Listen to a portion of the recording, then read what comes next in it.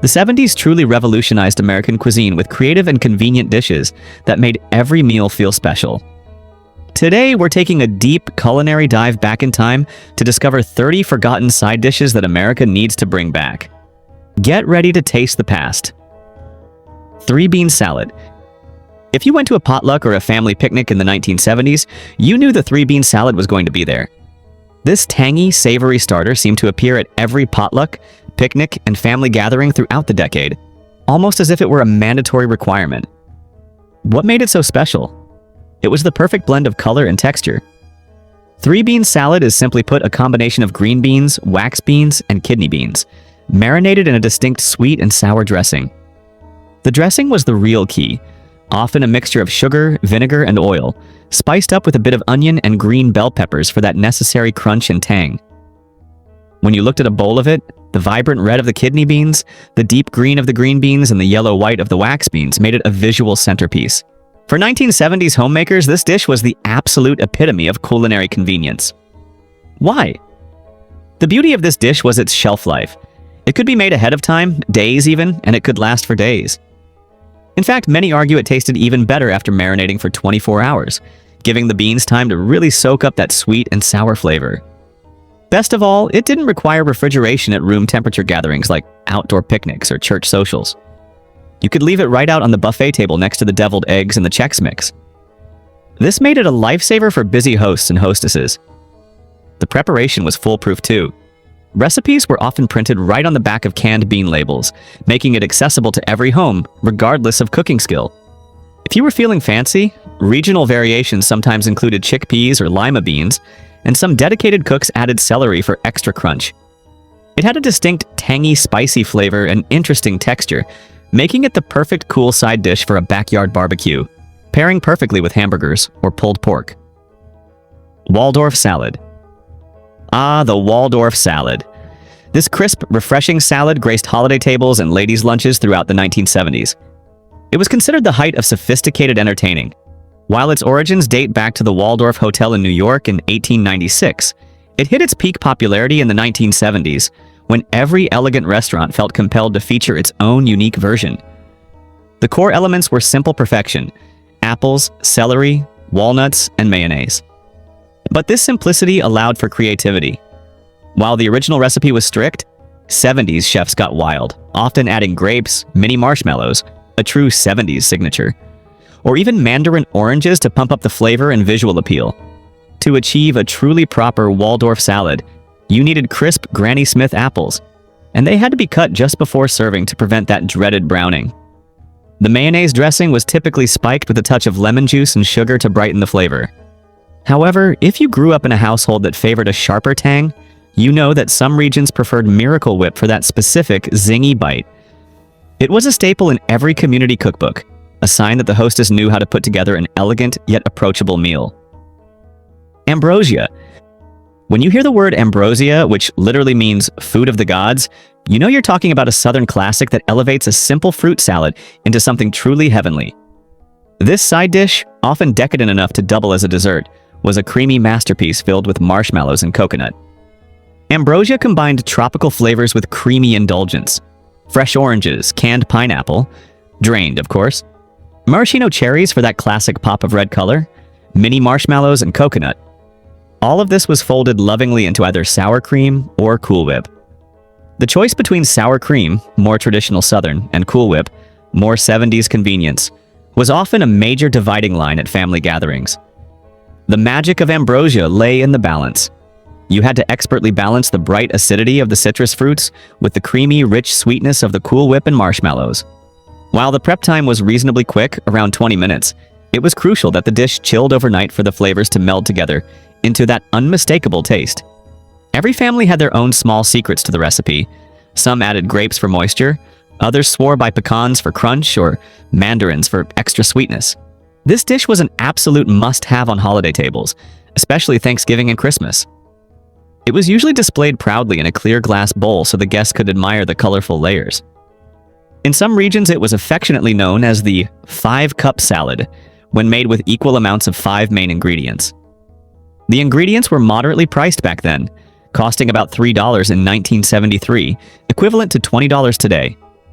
Sadly, the 1980s introduced a demand for lighter, less sweet desserts, which diminished Ambrosia's hold on the holiday menu, making it one of the sweetest forgotten classics. Watergate salad. The Watergate salad, that fluffy, bright green, pistachio-flavored dessert salad, became a phenomenon right after the infamous political scandal. Why the name? That's where the fun starts. Some people claim it was invented by a Kraft Foods employee, but the more enduring and funnier story is that it was named because it was full of nuts and covered up. Whatever the true origin, this convenient dish, which first appeared in the press around 1975, spread across America like wildfire. Its immense popularity perfectly captured the essence of 1970s cuisine. Incredible convenience. It required just 5 minutes of mixing and absolutely no cooking whatsoever. The ingredients were simple: instant pistachio pudding mix, that artificial green color, Cool Whip, mini marshmallows, chopped nuts, often pecans or walnuts, and canned fruit, usually crushed pineapple. It was an incredibly easy way to look like you put in effort without actually doing so. A typical bowl serving 12 people cost about $2 in 1976, which is roughly $10 today. It was the ultimate crowd pleaser and was a guaranteed sighting at nearly every church, potluck, or family reunion. The artificial green color and the overwhelming sweetness were totally typical of the 70s convenience food trend. Variations included adding coconut, mandarin oranges, or substituting with different pudding flavors, though pistachio remained the iconic standard. Stuffed celery. Before the age of overflowing crudité platters and fancy dips, stuffed celery was the definition of an elegant, yet approachable appetizer in the 1970s. The concept was simple and effective. Crisp celery stalks were filled with a creamy mixture, most commonly cream cheese blended with pimiento olives, or maybe some blue cheese for a sharper flavor. The preparation was almost a ceremonial art. Hostesses meticulously arranged these neat little celery boats on divided glass relish trays. These trays, often showcasing beautiful pressed glass patterns, also held equally meticulous elements like radish roses and carrot curls. The most popular filling, the pimiento cheese, could be store-bought for convenience or lovingly homemade. Of course, we can't forget the kids. For them, adventurous cooks often used peanut butter topped with raisins, creating the classic ants on a log. Professional party guides of the era even had rules. They advised serving 1 celery stalk per guest. The celery itself had to be perfectly crisp, meticulously de-stringed, if you remember the strings, you're an original, and cut into precise 2-inch pieces. In 1977, a tray serving 20 cost about $1.50 to prepare, roughly $7 today. Hotels and restaurants often featured this on their appetizer trays to kick off every meal. However, the intensive preparation and the subsequent shift towards faster, simpler appetizers eventually led to its decline. Copper pennies. If you needed a bright, tangy side dish that could be prepared days in advance and only tasted better over time, you made copper pennies. This was a vibrant make-ahead salad created from sliced carrots marinated in a sweet and sour tomato-based dressing. The affectionate name comes from the perfectly round carrot slices, which resemble shiny copper coins. The process involved boiling the carrots until they were tender crisp, then marinating them, along with onions and green peppers, in a sauce made from tomato soup, vinegar, sugar, and oil. Because this dish improved with age, it was a dream for busy hostesses. You could literally prepare it on Monday for a Saturday gathering. Some recipes allowed for variety by adding celery or different colored bell peppers. The complex dressing often included a dash of Worcestershire sauce and dry mustard to give it a savory depth beyond the sweetness. In 1975, making a batch serving 12 people was incredibly cheap, costing about $1 equivalent to $5 today. This was an especially beloved staple in the South. Church cookbooks featured dozens of variations. Its distinctive sweet and sour flavor appealed to adults and children alike, offering a break from traditional savory sides. Tomato aspic. Before you recoil, remember that molded salads were the height of fashion, and the tomato aspic was the queen of the savory mold. This shimmering, savory red gelatin dish was an undeniable centerpiece at lunch parties and summer buffets throughout the 1970s. While it reached its absolute zenith in the 50s and 60s, its popularity carried right into the 70s, demonstrating the era's ongoing affinity for all things gelatin. Tomato aspic is essentially made from tomato juice, unflavored gelatin, and a blend of spices. If you were trying to achieve the perfect aspic, the tomato juice often had to be painstakingly clarified to achieve that perfect, crystal-clear transparency when molded. Added ingredients weren't just for flavor. They provided necessary texture. Finely diced celery, onion, or olives were common choices.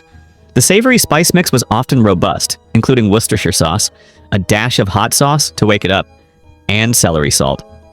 Some versions even utilized V8 juice for an extra vegetable kick and depth of color. The completed mold was typically served unmolded, usually surrounded by crisp lettuce leaves and topped with a luxurious dollop of homemade mayonnaise. In 1974, a mold serving 8 cost about 75 cents to make, or about $4.50 today. It was a sign of a high-quality event. Country clubs often served individual portions of aspic as an elegant first course. Carrot ring. This molded vegetable dish was designed to transform the humble carrot into an elegant, show-stopping center-of-the-plate garnish. It took simple ingredients and made them fancy. Cooked carrots were pureed until smooth, mixed with eggs, butter, and seasoning, and then baked in a ring mold until perfectly set. The visual trick was to use the resulting hole in the center of the mold to hold a contrasting colored vegetable, most commonly bright green peas, for maximum visual appeal. Southern Junior League cookbooks, the ultimate source for mid-century entertaining, featured countless variations of this golden, show-stopping side. Some cooks added brown sugar or honey for a touch of sweetness, while others went savory, including ginger or nutmeg for spice. The texture was unique. It resembled a savory, almost cake-like consistency without the flour. Proper preparation required steaming the carrots until they were extremely soft to ensure a truly smooth puree. In 1978, the ingredients cost about $1.50, roughly $7 today. Holiday tables, particularly Easter and Thanksgiving, were dressed up with these festive golden rings, which simultaneously impressed guests and cleverly disguised vegetables for those picky eaters at the table. Perfection salad. If tomato aspic was the queen of savory gelatin, the perfection salad was the reigning champion of vegetable gelatin. This molded dish was the ultimate symbol of 1970s gelatin culinary sophistication. Although it was first created way back in 1905, perfection salad soared in popularity during the 70s and was a staple at every ladies' lunch and bridge club. It was an ambitious combination: unflavored gelatin mixed with thinly shredded cabbage, celery, bell peppers, and carrots, all suspended in a tangy vinegar base. The secret to a true success was meticulous detail, cutting the vegetables into uniformly small pieces and arranging them artfully within the clear mold. This artful arrangement meant you needed to layer carefully to ensure the colors were distributed evenly. Some versions added pimentos or radishes for extra color contrast. Once unmolded, which required confidence and proper technique, usually a quick dip in warm water, the resulting ring was stunning. The beautiful ring molds created stunning centerpieces, often used to hold a contrasting filling such as a creamy chicken salad inside the ring. Making this dish was quite affordable, costing about $1 in 1973, equivalent to $6.50 today. Home economics classes actually taught the proper aspic and unmolding technique. However, the changing tastes favoring lighter, non-gelatin salads ended its golden age. Green bean casserole. While created earlier, 1955, the green bean casserole achieved legendary, iconic status during the 1970s. It remains the ultimate holiday comfort food. It is a deceptively simple dish, made famous by Campbell's Test Kitchens, who developed it using ingredients most Americans already had on hand. French-cut green beans, usually canned, that creamy staple, cream of mushroom soup, and the crowning glory, French-fried onions.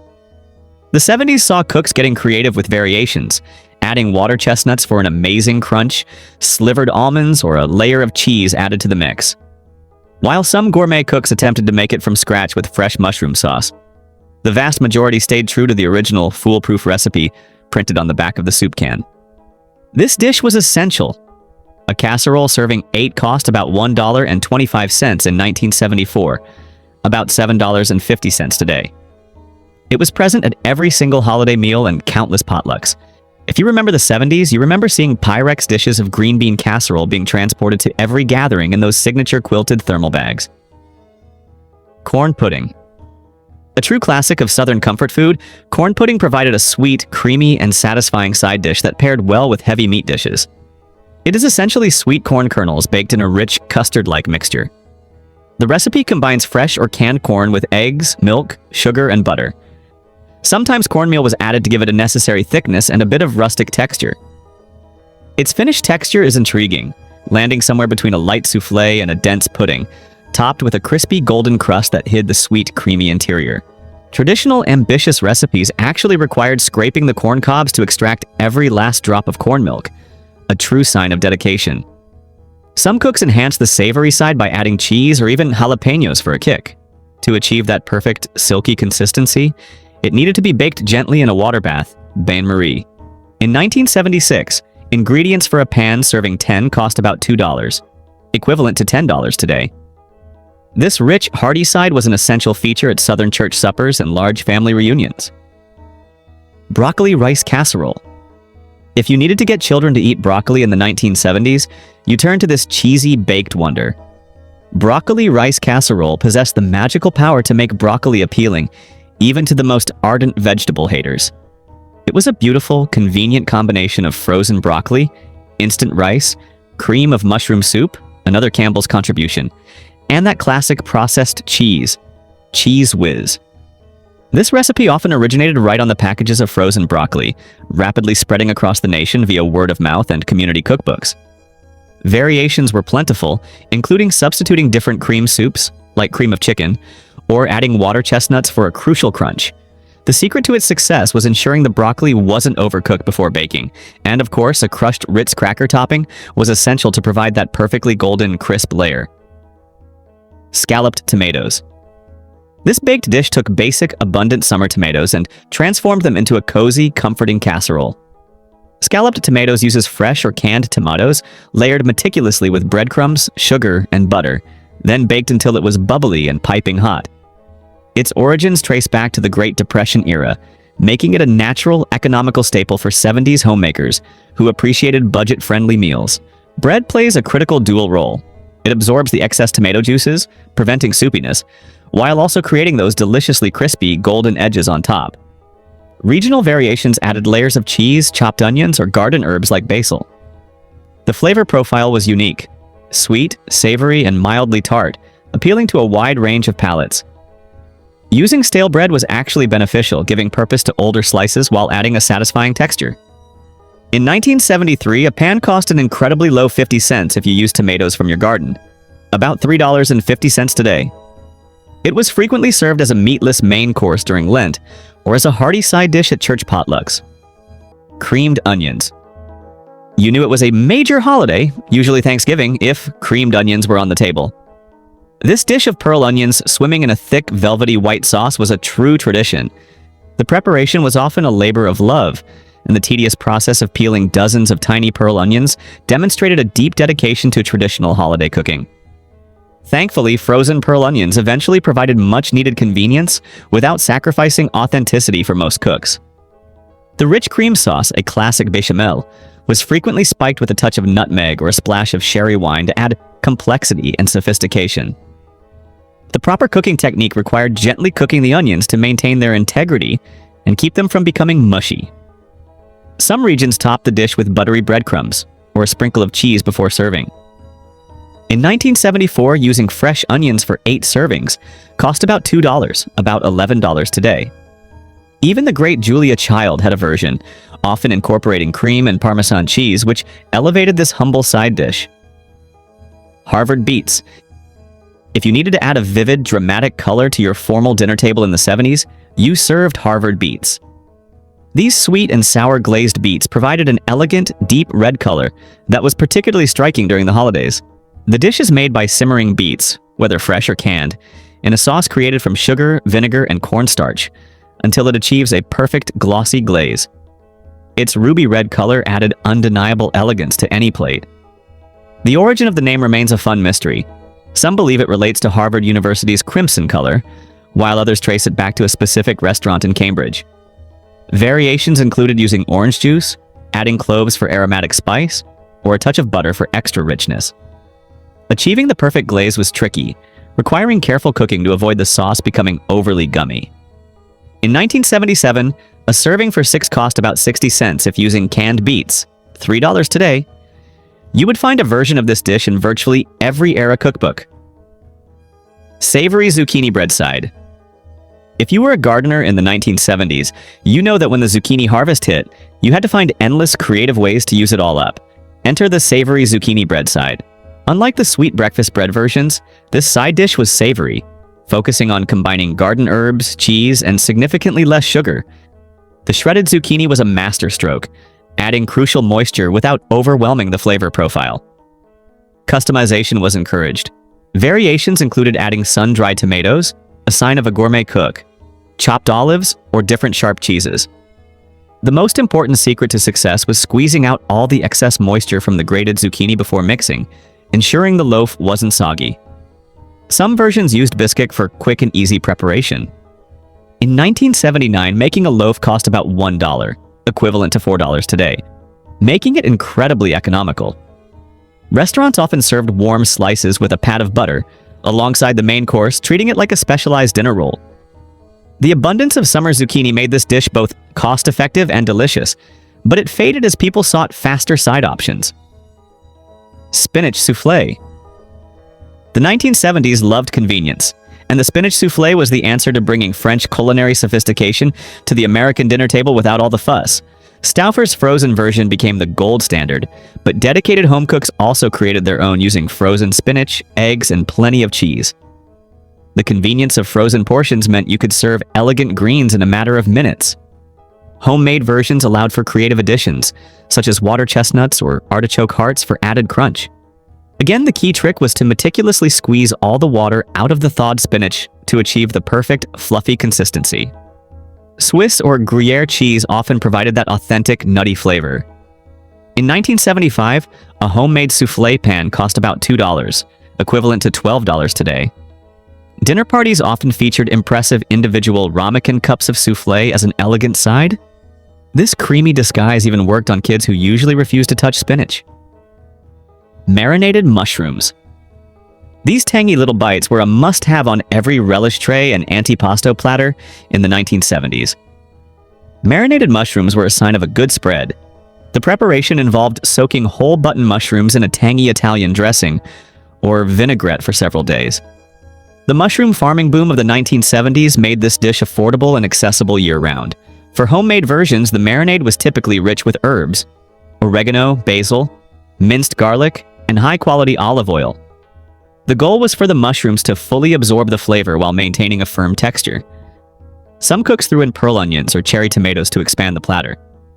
In 1976, preparing a pound of mushrooms cost about $2, equivalent to $10 today. You also saw them prominently displayed as premium additions on many of the burgeoning salad bars across the country. Succotash.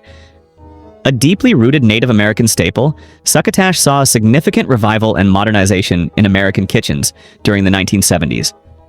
This colorful, comforting dish was made from a simple yet satisfying mix of fresh or frozen vegetables, traditionally corn and lima beans, simmered with butter and cream for richness.